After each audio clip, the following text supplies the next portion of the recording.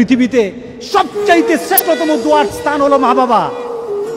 ওই মা বাবা যদি হাত পাতে আরশ পর্যন্ত পৌঁছে যায়, ওই মা বাবা যদি বদদুয়া করে, পৃথিবীর সব তীর সব টার্গেট মিস হতে পারে, কিন্তু মা বাবার বদদুয়া কখনো মিস হয় না, কখনো মিস হয় না।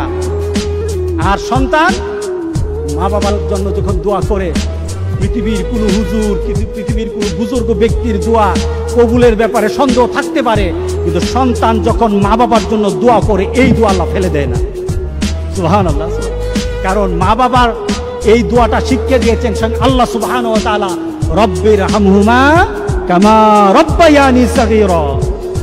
আপনি কবরে থাকবেন, আপনি প্রত্যেক নামাজে আপনার সন্তান দোয়া করবে আপনার জন্য, রব্বির হামহুমা কামা রব্বায়ানি সগীরা। করেন, মা বাবার জন্য দোয়া করেন প্রতি নামাজে বলেন মা বাবার জন্য, রব্বির হামহুমা কামা রব্বায়ানি সগীরা। আপনি দোয়া করেন, দেখবেন আপনার দোয়ার কারণে আপনার সন্তান আপনার জন্য দোয়া করছে। আপনাকে আল্লাহ যেন এমন সুযোগ করে দেয়, এমন কুলাঙ্গার সন্তান যেন আমাদের সন্তানগুলো আমরা না বানায়। সবাই বলেন আল্লাহুম্মা আমিন। আপনার দালান, আপনার বাড়ি, আপনার সম্পদ, আপনার ব্যবসা, আপনার পৃথিবীর প্রতিপত্তি যত কিছু আছে, সব আপনি দুনিয়াতে ফেলেই চলে যেতে হবে, কিন্তু সন্তান কিন্তু আপনাকে ছেড়ে দিবে না। সন্তান আপনাকে ছেড়ে দিবে না। ভালো সন্তান রেখে যাবেন, কবরে শুয়ে শুয়ে আপনার সন্তানের দোয়া পাবেন।